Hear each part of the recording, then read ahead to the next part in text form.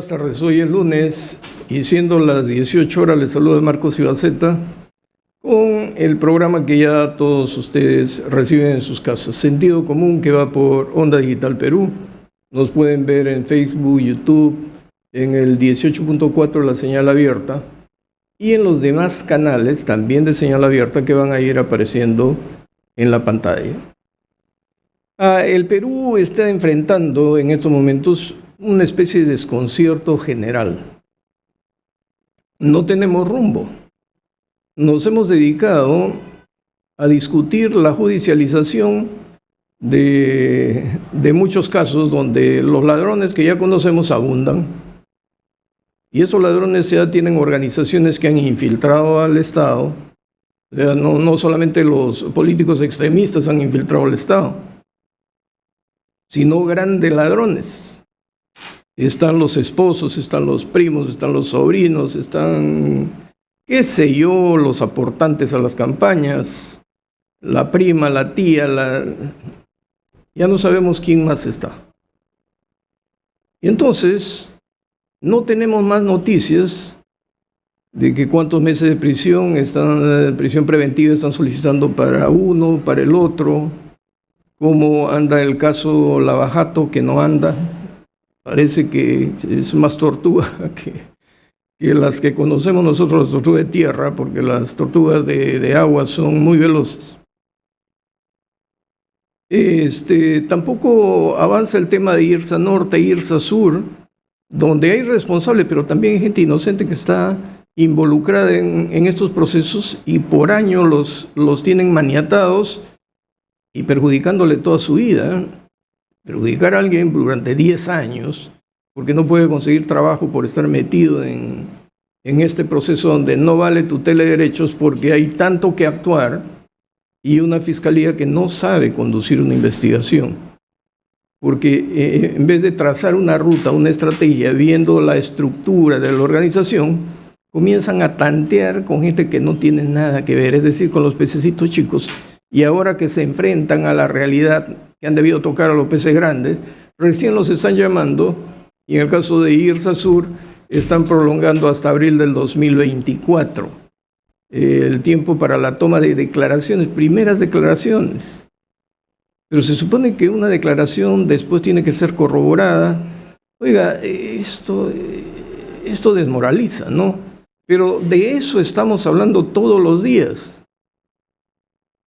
Y si no hablamos de los grandes robos, ahí tenemos el tema de la señora Goray, creo, Sada Goray, del periodista Fernandini, millonarios, negocios, control institucional por parte de una organización. Estamos hablando que sobre el pedido fiscal para que les impongan 36 meses de prisión preventiva.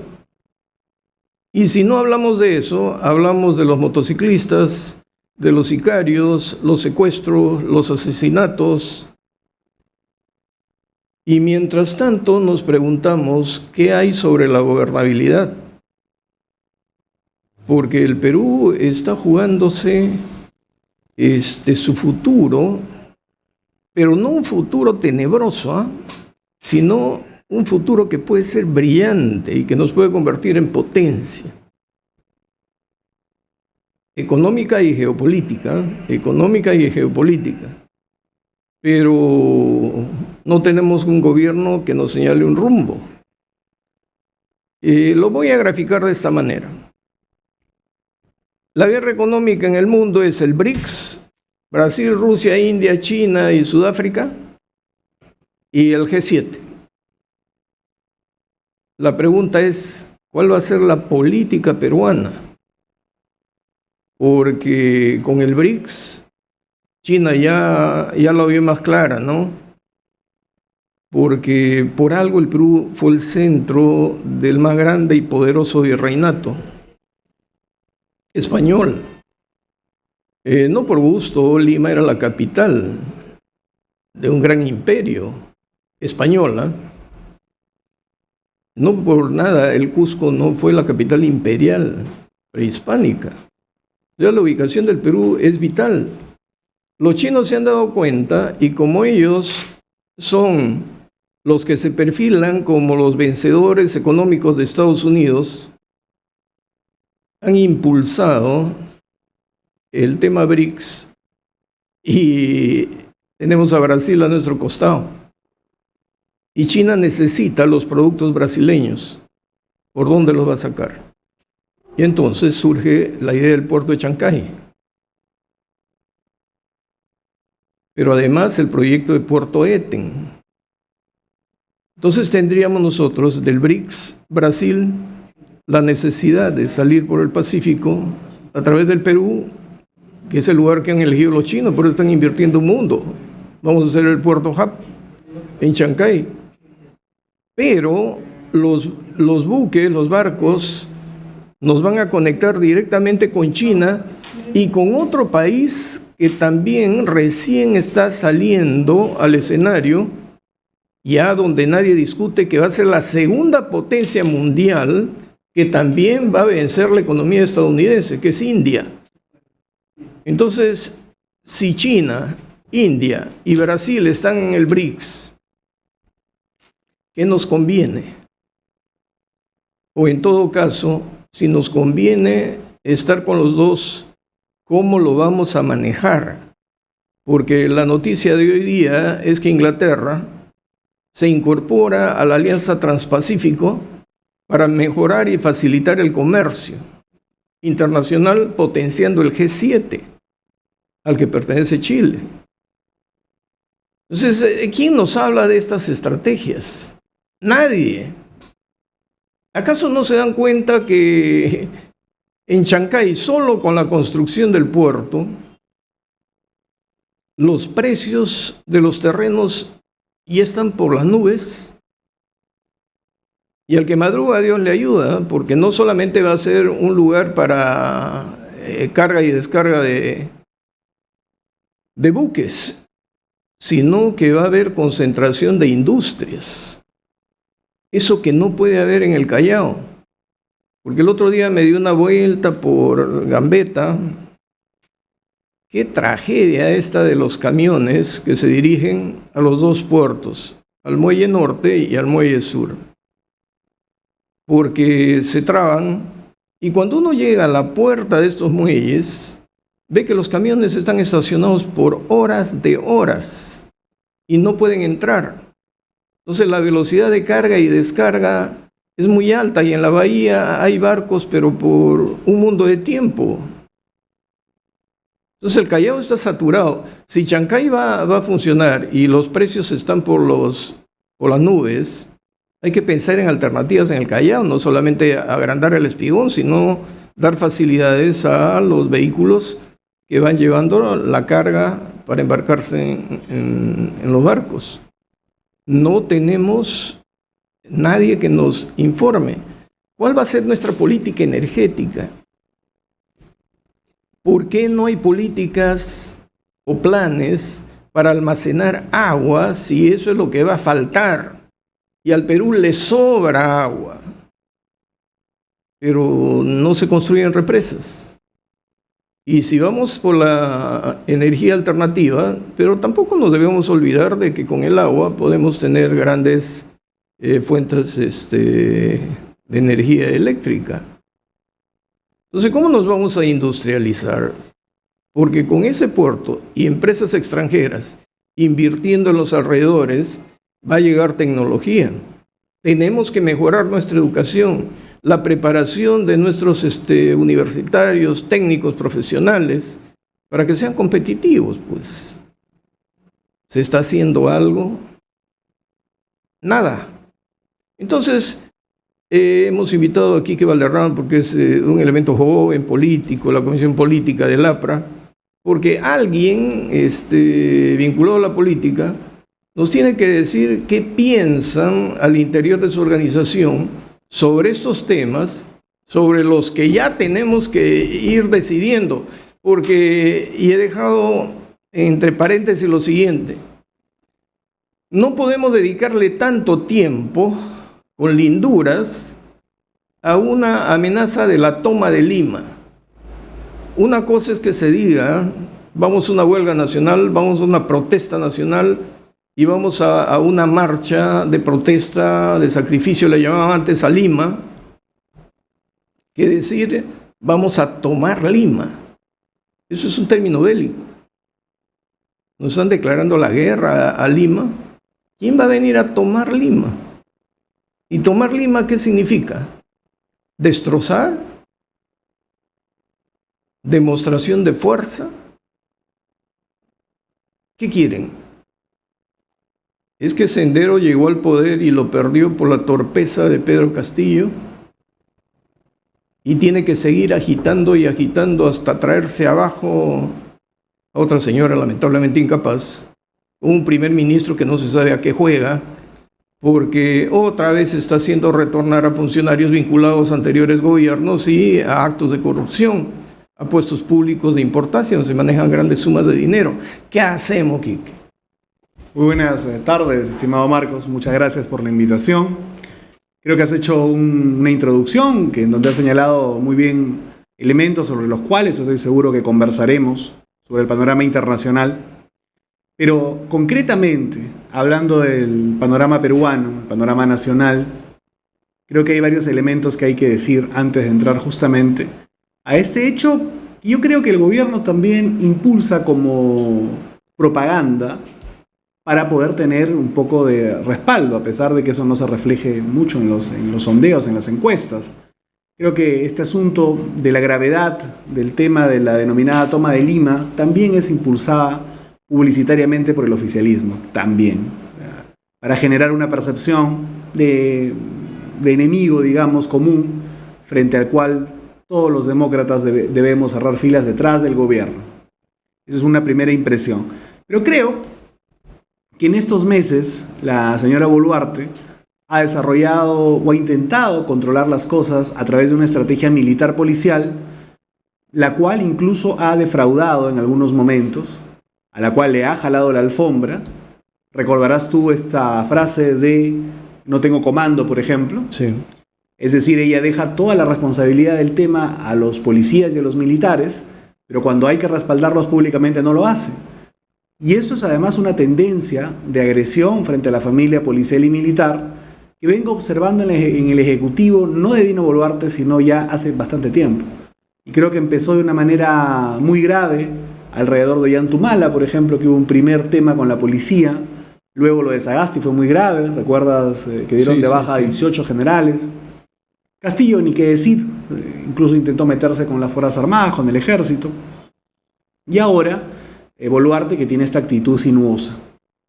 Pero además ha descuidado el otro punto, la otra parte, que justamente es lo que va a darle consistencia a cualquier administración, sobre todo en el marco de una crisis. Ella tiene que resolver las demandas más urgentes de las zonas que podríamos considerar que son las que están en conflicto o tentadas a realizar algunos paros. Creo que hemos tenido en cuenta que claramente hay elementos que han logrado de una u otra forma en Puno imponer relativamente una narrativa fuerte que ha logrado tener a la región medianamente paralizada.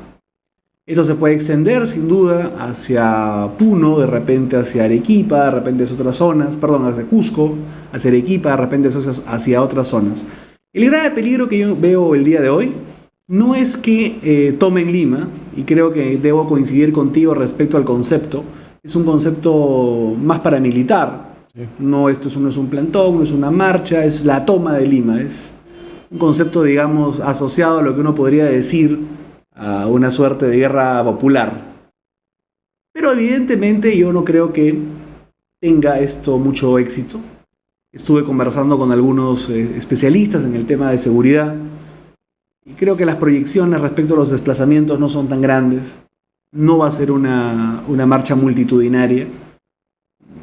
Probablemente vayan a querer hacer algo de ruido alrededor de incidentes concretos. Más allá de eso, no creo que pase. Lo que más me preocupa es que puedan parar algunas regiones en términos reales. Creo que el descontento de las zonas altas del sur andino, por ejemplo, es muy grande. Y esta estructura que finalmente representan los sectores radicales no tiene usualmente músculo, no tiene usualmente cuerpo. Pero si estás frente a un escenario en el cual hay demandas desatendidas, podrían montarse sobre esas demandas para hacerse masivos y lograr parar el Estado en determinadas zonas, lo cual pondría al gobierno evidentemente en serios aprietos. Te pongo un ejemplo muy claro de los últimos años. Lógicamente los sectores radicales asociados a Sendero o al extremismo maoísta, que también han penetrado el magisterio, tenían en Castillo un puntal de ellos.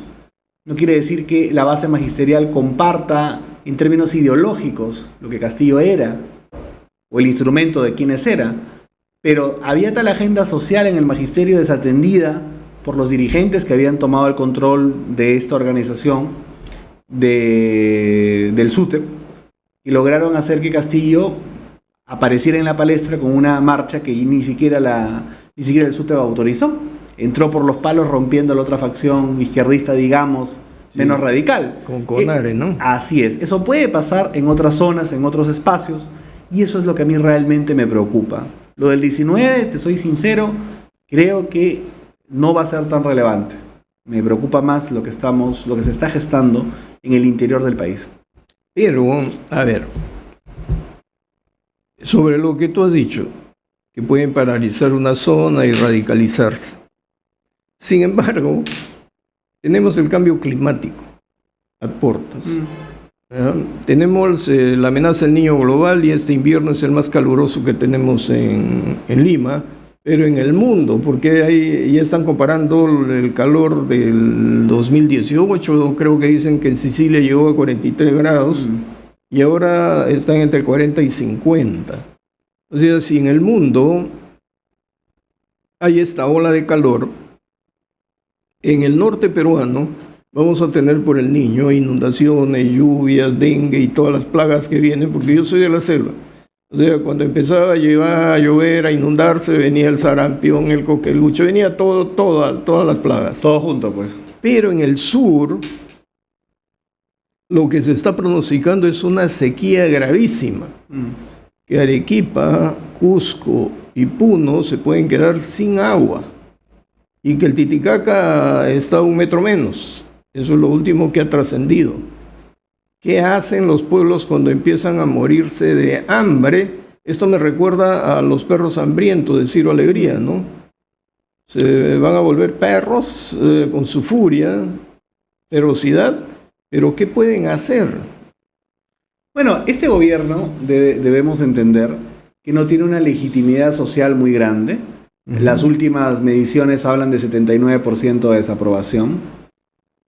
Y evidentemente existen sectores que están interesados desde la calle fundamentalmente, que no son mayoritarios, son minúsculos, pero frente a un panorama complicado a nivel económico y alimentario, como bien ha señalado, puede generar algún tipo de cambio político o de explosión política o finalmente de cambio de tablero. Yo te soy sincero, no creo que estas circunstancias, tal como lo ha pensado la señora Fujimori, por ejemplo, que lo ha declarado, estas circunstancias podrían quizás traernos un cambio de gobierno. Es decir, elecciones anticipadas, una renuncia, una presión social que oriente a Boluarte a salir de Palacio de Gobierno. Yo no lo creo, lo dudo muchísimo. Por una razón fundamental, y es que ella tiene un acuerdo con un parlamento que también quiere sobrevivir hasta el año 2026. Dentro de ese parlamento existe una izquierda radical, parlamentarizada ya, adscrita de alguna forma prácticamente ya al sistema, decadente sí, pero finalmente el sistema actual que tenemos político nacional, que tampoco en el fondo quiere irse, porque dirán, ¿qué nos garantiza a nosotros volver a sacar 37 parlamentarios o 42 si le sumas a los que salieron electos por Mendoza, más lo que salieron por Perú Libre, así hoy día esto se haya ramificado en varias bancadas? Tampoco van a quedar elecciones anticipadas. Me preocupa a mí el hecho de que definitivamente estas crisis sociales, sanitarias, el COVID, por ejemplo, la pandemia, recuerda que Vizcarra tenía un esquema en el cual tenía apoyo ciudadano, tenía apoyo de la prensa, tenía apoyo de los empresarios, tenía apoyo relativo incluso en muy buenos momentos del mismo Parlamento, y realmente lo que a él lo sepulta no fue lo que se conoció respecto a la corrupción en la que había incurrido tanto en Moquegua como con Chinchero y con otras perlas, sino fundamentalmente el cierre de la economía, el desempleo y el incremento de índices negativos en lo social es lo que causa que el Parlamento se termine animando frente a un presidente ya débil a terminar de vacarlo. Por lo tanto, creo que el fenómeno del niño que tú has señalado, más lo que usualmente se vive en el sur, sumado al tema hídrico, que va amarrado a la producción agrícola, y gran parte de esta agricultura también es de subsistencia, ojo, 2.2 millones son productores de menos de 5 hectáreas. Y no teníamos abonos durante un tiempo. Y no teníamos abono, además que la circunstancia bélica en el extremo de Europa continúa. Por lo tanto, evidentemente el asunto del fertilizante no es que vaya a ser una cosa que puede estar a la mano. Acuérdate además que por lo menos hasta noviembre del año pasado, cuando menos, había fracasado de parte de Castillo 3 o 4 veces la compra de fertilizantes. ¿Recuerdas eso? Sí, sí, sí. Por lo tanto, eso súmale un Estado incapaz que puede ser entendido como indolente por parte de las mayorías nacionales. Entonces, esa situación, si tú le agregas el control policial militar, digamos, la represión, entre comillas, represión respecto a manifestaciones que atentan contra los derechos de los demás, que están justificadas, puede esto ser entendido, y a eso voy, como algo en exceso que corte las libertades y el ánimo de protesta y se empiece a generar un sentimiento de rechazo a la democracia misma que se termina expresando no ahora porque no va a haber cambio de gobierno, sino en las urnas en el año 2026. Y el primero que diga, sea de extrema izquierda o sea de extrema derecha, que va a solucionar el problema de la seguridad ciudadana y evidentemente el tema alimentario, por ejemplo, se puede llevar a la elección y puede ser una sorpresa. Estamos generando las condiciones para que un aventurero con un discurso radical, no necesariamente de izquierda, también puede ser de derecha, se lleve el país por delante.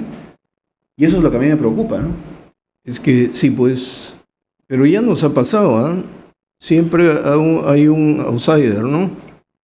La gente no está apostando por los conocidos. Fujimori fue eso, en algún sentido, en el año 90, sí. La derecha se organizó, o por lo menos la derecha empresarial, se organizó alrededor del Fredemo, de Vargas Llosa, primero el Movimiento Libertad, participaron, lógicamente, tenían tú recordarás, yo tenía 2, 3 años, tenían una campaña publicitaria, por lo que he leído, cuasi obscena, ¿no? Es decir, tenían demasiada propaganda, demasiada publicidad, se veían un poco frívolos, su mensaje era agresivo.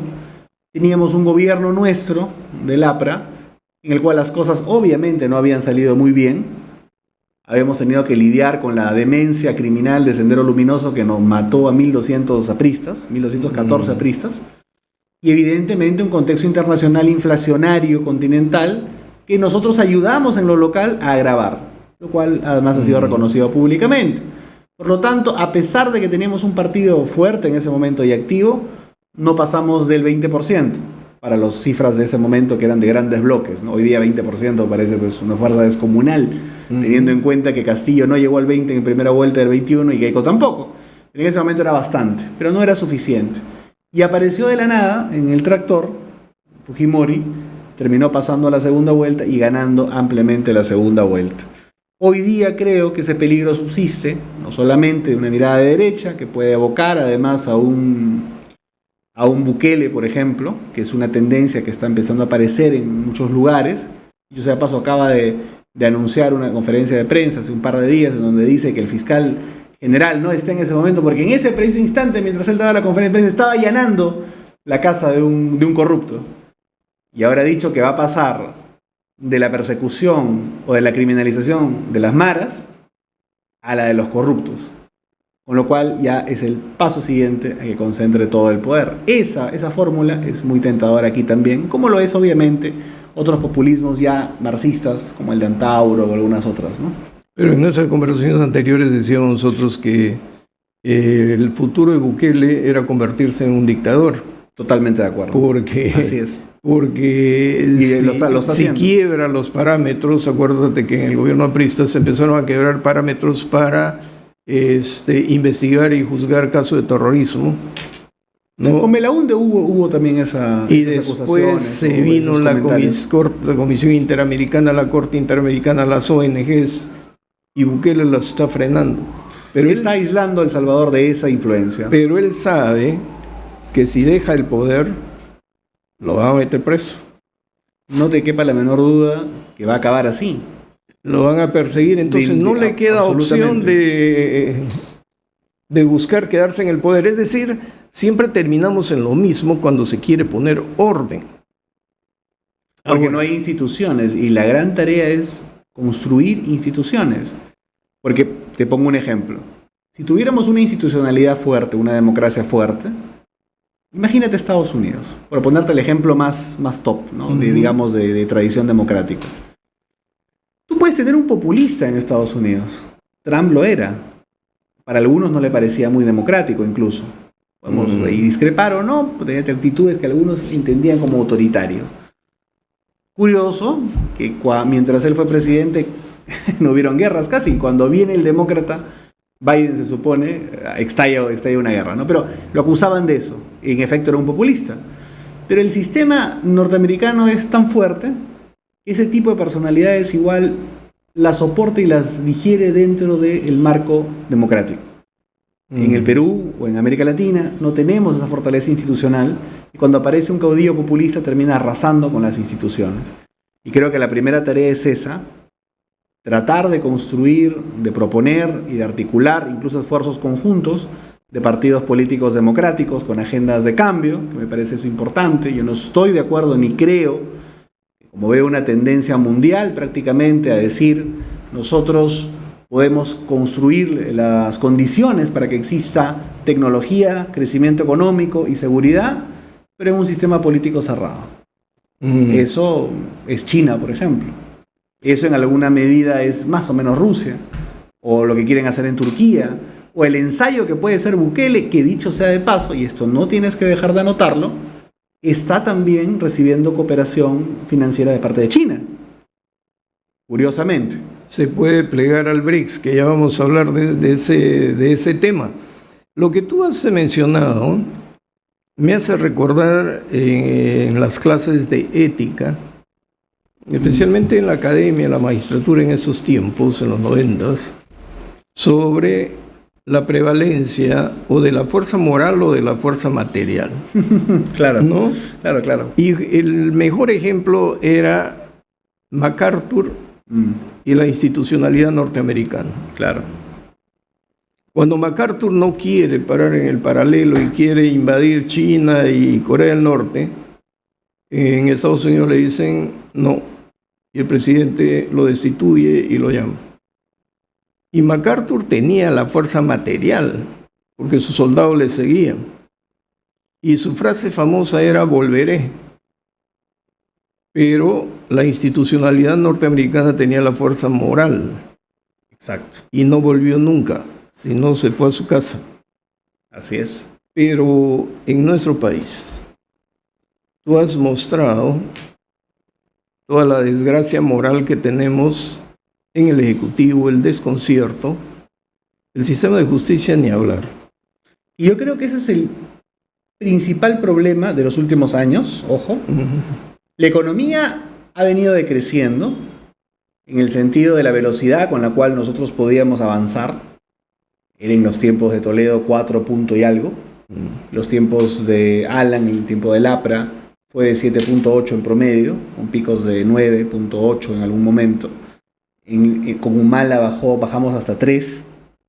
Kuczynski, el gran economista, conocedor supuestamente, el que iba a poder atraer inversiones y una serie de cosas, que convocó a reuniones en las que yo fui, participé como parte de la comitiva del APRA incluso, anunciaba programas de formalización para MIPES que no formalizaban a ninguna MIPE, formalización de minería y de mineras que no formalizaban a ninguna minera. Siguió. Tú sabes que curiosamente con Kuczynski es con el presidente en el cual por primera vez en muchísimos años la pobreza empezó a crecer de nuevo. Ojo, eso es un dato no menor. Luego viene obviamente el desastre de Vizcarra, el cierre absolutamente absurdo de la economía en la época de la pandemia.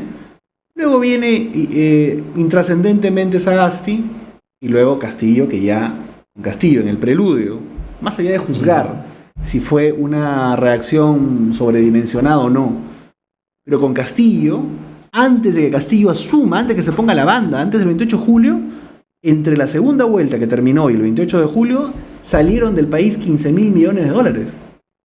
De gente que sacó el dinero. Se fue para Panamá, para la Florida, etc. Increíble, 15.000 millones. El Perú se descapitalizó. Pero mal que bien, las reservas y todo nos han hecho más o menos aguantar. Incluso en el concierto de América Latina podemos decir, y como eso lo dijo Velarde con mucho acierto, no es que estemos tan bien, es que somos los que menos mal estamos de todos los demás, ¿no? Sí. Más o menos caminaba el tema, pero el sistema de justicia fue realmente un carnaval.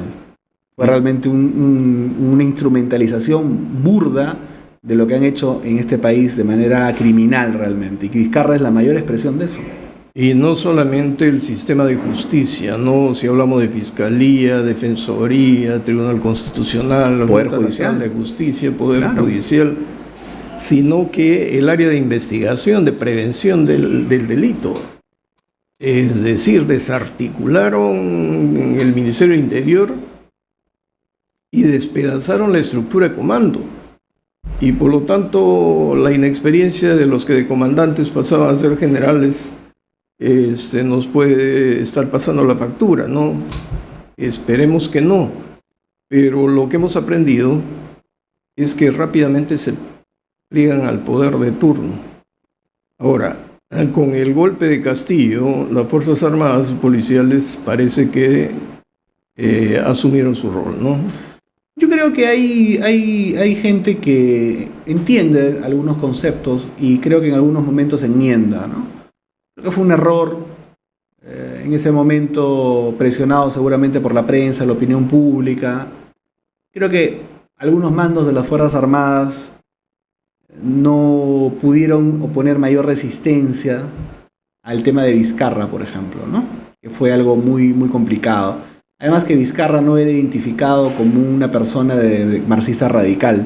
No, y el de la bufanda posterior, Claro. que se llevó de encuentro a esos 13 generales.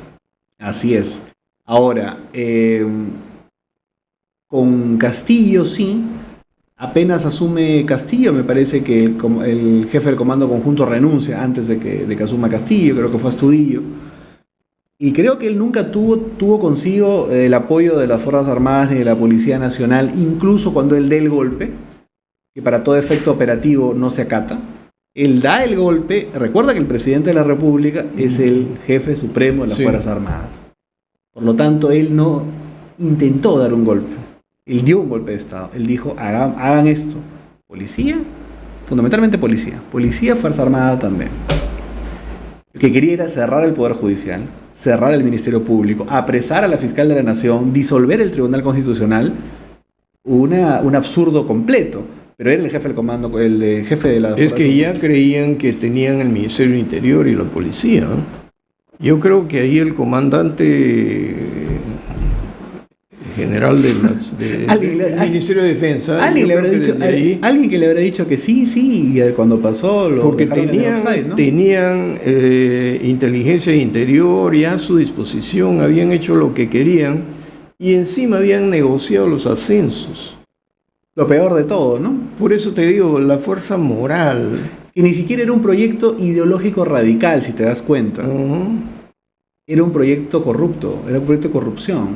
O sea, no era que el tipo llegaba ideologizado a hacer las cosas, era que querían robar. Sí, pero las fuerzas violentistas estaban tras él, pero no se habían estructurado bien, porque de acuerdo a las declaraciones, nadie pensaba que podía ganar las elecciones. Y entonces al ganar fue una sorpresa. Y Castillo...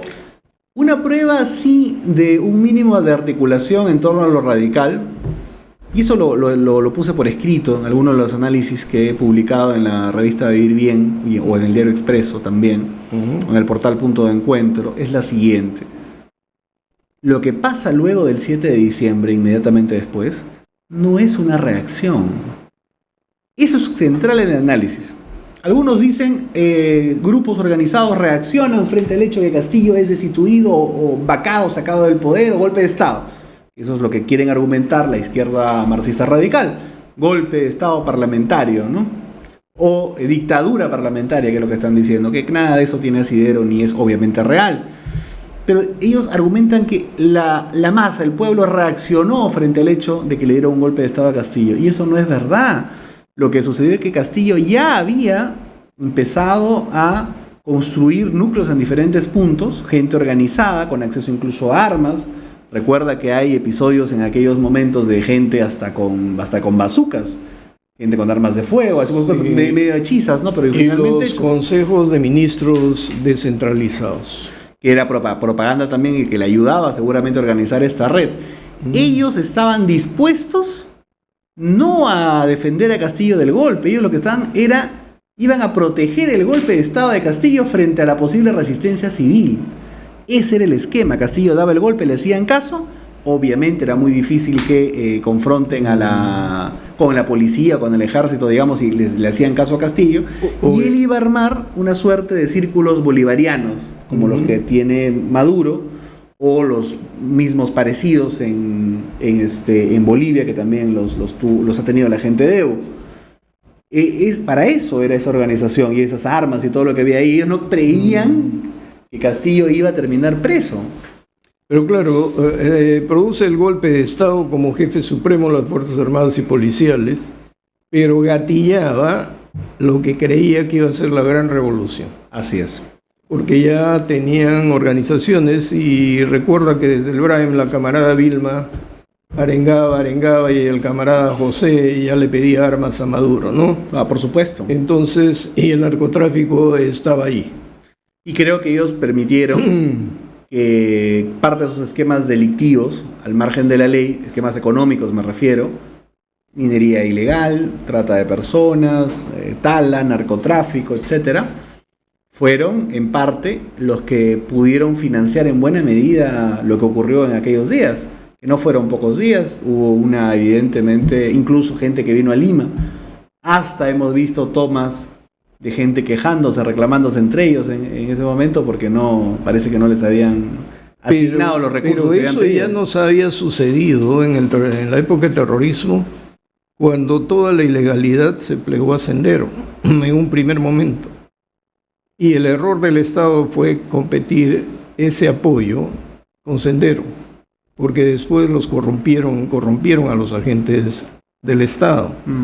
Entonces, si ya sabíamos esto... Yo tengo reportes de gente con la que he conversado de esa etapa tan sensible para el país, de que había enfrentamientos entre los grupos armados de algunos contrabandistas o narcotraficantes con los elementos de Sendero Luminoso, ¿no? Que habían tensiones, imagino que por cobro de cupos o por cosas parecidas, ¿no? Y entonces, si eso ya se ha dado, teniendo el escenario de Puno, la Selva Central, la zona sur, entonces no cabía una guerra de avanzada, sino golpear a los financistas. Totalmente.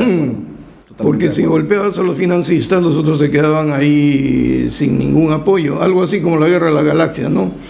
No pelees con las tropas de Eso era frente. La Federación de Comercio. Así es, si no, anda al comando. Pero hay un problema ahí con ese esquema, que me parece que es correcto. Es que ellos controlaban la dirección de inteligencia, acuérdate. Bueno, eso sí. Entonces habían tomado control de la DINI y eso es lo que yo nunca entendí de la señora Boluarte cuando asumió. Se tardó 14 días, creo, o más, en cambiar la dirección de inteligencia. Y seguía la misma persona que había puesto Castillo. Pero es que no tienen más gente, porque está más o menos por la línea de Castillo. Cambiaba de ministros, a la misma gente los hacía rotar. Esta señora le acepta la renuncia, creo, a la exministra de Salud, porque la iban a censurar, y pues la nombra jefa de salud. Mira, ahora están llamando a alguien, creo que fue un ex magistrado vinculado a las agendas de Nadine, también a salud. O sea, yo lamento mucho lo que está ocurriendo con el Seguro Social. Creo que durante algún tiempo, durante el 2006 a 2011, por ejemplo, pudimos construir muchos hospitales. Luego la misma señora Molinelli, cuando asume y le entrevistan en Canal N, dijo que no han construido un solo hospital luego del 2011, y eso ya era el 2018. Dicho sea de paso, la señora Molinelli ha sido presidente de salud, me parece que de 4 gobiernos distintos. Parece que es extremadamente eficiente. Pero hoy día justamente están tratando de convocarla para que explique algunas cosas. Y creo que ella es una de las personas, en el marco del COVID también, y la corrupción que hubo, tiene definitivamente varios temas que aclarar. Pero en general, el sector salud ha sido muy sensible en los últimos años. Yo he lamentado mucho lo que pasó con Vizcarra. Hemos perdido la vida de 200.000 peruanos. Creo que por lo menos la mitad se pudieron haber evitado. La política genocida de Vizcarra fue muy terrible. Zamora, a quien creo que el diario del País o Expreso titularon como el Doctor Muerte, también tiene mucho por qué responder. Massetti, lógicamente, también. Yo pensé que con ese episodio tan luctuoso para el país, los siguientes gobernantes iban a tener mayor cordura, mayor sensatez, mayor tino para nombrar a los jefes de la cartera, pues, de salud, a los ministros. Y evidentemente Castillo demostró que tenía solamente gente inidónea, pues, ¿no? Absolutamente incapaz. Y muchos pensaron que Boluarte iba a hacer un cambio respecto a colocar tanta gente descalificada para los cargos. Sí, y con Vizcarra todavía teniendo poder. Por supuesto. Y lo primero que hacen es nombrar a esta señora que no pudo controlar. No hablamos de una pandemia, de un fenómeno desconocido como fue el COVID, frente al cual todavía podías tener algunas excusas, digamos. Tiene una crisis con un asunto que es típico año a año, lamentablemente, que es el asunto del dengue, el cual se salió absolutamente de control. No tomaron las previsiones para ello. Podíamos argumentar que ella recibía el gobierno, que no tenía la suficiente información, que no tenía, en fin. No, pero ya tenía, porque antes de la pandemia del COVID ya teníamos una epidemia de dengue en Madre de Dios. De acuerdo. Y no se atendió porque dejaron o que se mueran o que se curen solos por atender el COVID. Entonces, justamente en la época de Vizcarra, pues. En la antesala, en el umbral de la pandemia. Pero te decía, imaginemos que en efecto hubo una suerte de coger el barco del tema sanitario rápidamente, que ha tenido muchos cambios, y no estaba preparada, porque ella no empieza, creo, el gobierno de Boluarte. No creo que hay ahí otras, no sé si hay otra persona antes, previamente, pero el punto es que imaginemos que ya la retiran. A mí lo más grave de este proceso es que cuando la sacan, colocan a una persona vinculada con Acuña, con APP, sin ningún tipo de calificación para ser ministro de Salud. Sí. Es decir, o gente que no es capaz, o gente que no es capaz y además responde a una cuota política concreta de votos en el Parlamento. Eso ha sido, creo, muy terrible. Y la cereza de este pastel, lamentable, es que ahora regresa al tema del sector de salud, esta señora, de salud. O sea, el intento de hacer eso ya te habla de una falta de criterio absoluta, ¿no? Y no hemos podido superar el otro gran problema. Dicen que las obras de saneamiento y de protección en el norte frente al fenómeno del Niño, el tema de los colegios, el tema de los hospitales, no se puede avanzar porque todos los proyectos están bloqueados por reclamos de los contratistas. Y esos reclamos no se han resuelto y muchos están derivándose a los arbitrajes. La pregunta es, ¿hasta cuándo? Yo creo que nosotros tenemos que debatir, uno de los grandes temas a debatir es sin duda el mecanismo de asignación de la gran infraestructura, de la construcción de la gran infraestructura. Yo creo que no es un modelo a seguir, pero creo que el debate sobre el Ministerio de Infraestructura o sobre la Autoridad Autónoma de la Infraestructura es un debate que hay que dar. No sé si yo no creo que hay que tomar una decisión como esa, pero sí creo que tiene que haber un cambio en la forma como se realiza la obra pública en el país. Sí, pero necesitamos una solución. Ahorita están paralizadas las obras por todos lados. Yo creo que ahí En el plano de eso se tiene que tener decisión. Cuando se habló, por ejemplo, del tema de los núcleos ejecutores y una serie de cosas, muchos de los temas que se hicieron en el gobierno del APRA, que tuvo 152.000 obras, muchas de las cosas que se hicieron en el tema de agua, por ejemplo, fue porque el presidente mismo de la República impulsaba las cosas a través de los decretos supremos también. Ojo. Yo creo que a partir de lo que vino en adelante, todo el mundo se muere de miedo de poder impulsar las cosas de esa manera, que no es ilegal ni mucho menos, pero evidentemente como hay cosas que seguramente quieren hacer de otra forma, algunos temas no muy santos también, no pueden proceder de la misma manera. Yo creo que para todo, en el marco de cómo están las cosas y la normativa, más o menos todo tiene solución. Pero creo que ese tampoco es el camino. El camino, yo creo, es evaluar nuevos modelos de cómo realizar la obra pública en el país.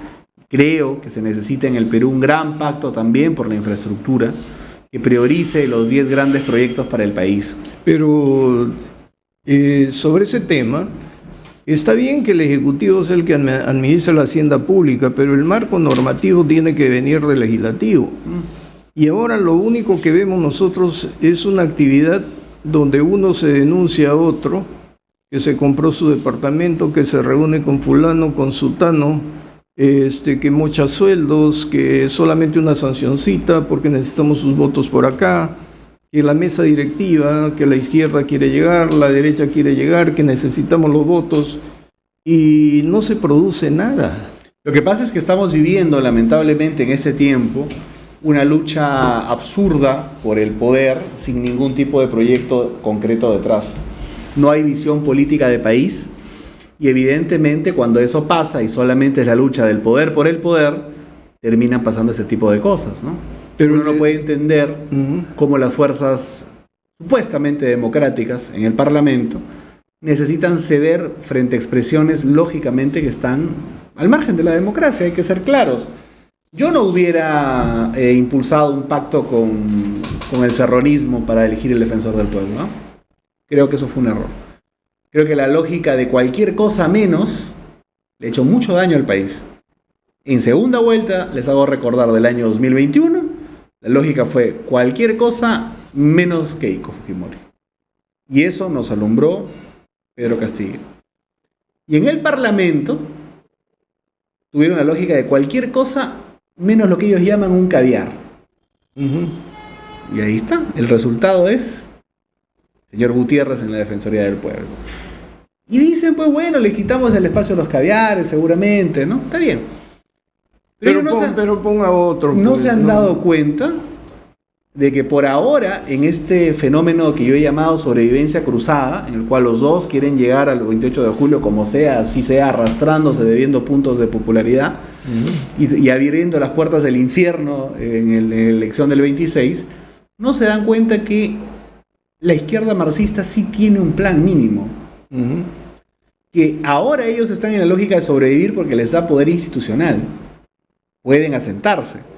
Pero el momento en que eso ya no les sirva, y cuando vengan protestas, ese defensor del pueblo que han puesto ahí va a ser una pieza muy importante para los informes, por ejemplo, internacionales. Imagínate los informes que va a emitir él si hay una gran protesta en el marco de que la izquierda ya rompió con los grupos democráticos en el Parlamento. Va a ser terrible. Sí, pero no quieren pensar. No quieren pensar en nada. Y ahora viene la mesa directiva. Vamos a ver qué cosa hacen. Y se olvidan también que un desgobierno es garantía de parálisis económica. Total. Y Totalmente. de confusión social, ¿no? Esa confusión social que nos puede llevar a cualquiera de los dos extremos en la próxima. De acuerdo. Yo creo también que Boluarte no está dando señales claras. Creo que el oxígeno y el tiempo político del señor Otárola va acercándose a su fin, si es que no está ya con oxígeno prestado. Para algunos fue funcional en algún momento, soportó, fue el pararrayos de Boluarte mucho tiempo. Pero yo creo que en el 28 de julio, lo que sé que no va a suceder, pero esperaría que suceda, es que anuncie un cambio de gabinete, ¿no? Si se produce, veremos que no meta más la pata, ¿no? Y ahora el último tema. ¿Qué hacemos en economía en el mundo? ¿O el BRICS o el G7? Yo tengo una perspectiva distinta. A ver. Yo pienso lo siguiente, te voy a poner una suerte de analogía histórica, pero es muy personal, digamos, una perspectiva muy personal. Creo que India está en su juego propio. Creo que China avanza aplicando un poco esa estrategia de la que tú señalas de los BRICS, fundamentalmente con Rusia y con Brasil ahora. Dato curioso y entre paréntesis, los más entusiastas con la elección de Lula da Silva en Estados Unidos fueron los demócratas, lógicamente, ¿no? Ellos pensaron que era más compatible Lula da Silva con ellos y no Bolsonaro. Más allá de la valoración del gobierno de Bolsonaro o el de Lula da Silva, lo cierto es que una vez instalado en el poder, Lula da Silva hizo lo predecible. Se fue a China y paseó con Xi Jinping. Y los demócratas han quedado medio y a desdolarizar el comercio. Totalmente, absolutamente. Pero yo creo que ahí India tiene un juego un poco distinto. Está alineado lógicamente con esa posibilidad, digamos, monetaria alrededor del tema de desdolarizar. Los árabes también están en lo mismo. Pero lo que yo creo que estamos es a puertas de, o en el medio de una guerra fría, que es fundamentalmente económica, pero que en la derivada tecnológica todavía y militar, todavía Estados Unidos tiene una ventaja considerable. Partiendo del tema de los microchips y todo lo que tú puedas imaginar en ese sentido, llevan todavía algunos años de ventaja. Están volteando de nuevo a ver diferentes partes del mundo. Creo que en el caso de la guerra del extremo ucraniano con Rusia, Europa con Rusia, han logrado una jugada muy interesante, creo yo, al mantenerse en la posición que se mantienen, es decir, de impulsar sin entrar directamente. Creo que pierde muchísimo Europa, creo que pierde muchísimo Rusia, obviamente, Ucrania ni hablar, pero Estados Unidos no necesariamente pierde en eso porque probablemente incluso les vendan energía a los europeos, energía que podían haber conseguido en buenas condiciones de cordialidad con Rusia, si hubiera podido ser posible. China tampoco pierde y probablemente se encargue, al estilo Plan Marshall, entre comillas, de la reconstrucción económica de Rusia después de las sanciones y después de desangrarse en esta guerra. Por lo tanto, el futuro ahí todavía es bastante incierto, y te hablaba de India porque son de ese tipo de potencias que terminan apareciendo y que tienen una relación especial con la hegemonía anterior. Recuerda tú que el desafío para Inglaterra, que era la potencia hegemónica en el marco de las guerras mundiales, fue justamente Alemania, que quería plantearse como una alternativa en ese momento. Bueno, al final no terminó surgiendo Alemania, sino luego de la guerra termina surgiendo Estados Unidos, que tenía, por cierto, una relación especial con Inglaterra.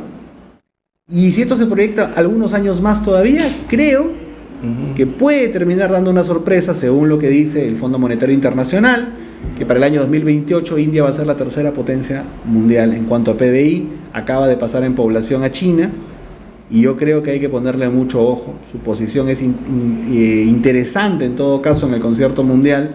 Cuando hubo el tema de Rusia y Ucrania, la votación en el Consejo de Seguridad o la ONU en general fue neutral, fue de abstención. Ahora, sí, la posición del Perú es neutral, no se alinea.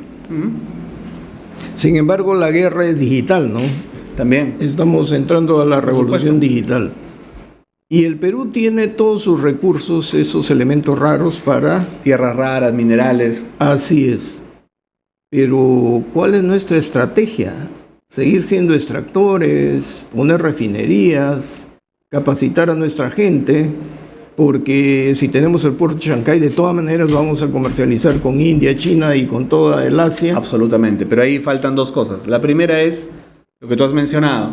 Cada cuestión extractiva nueva tiene que venir amarrado con la posibilidad de desarrollar algo como un segundo piso, digamos, ¿no? Sí. Una suerte de lo que dicen diversificación productiva. Pongo una alarma ahí, porque tiene que ser una diversificación productiva orientada hacia la construcción de riqueza. ¿Por qué hago esa diferencia?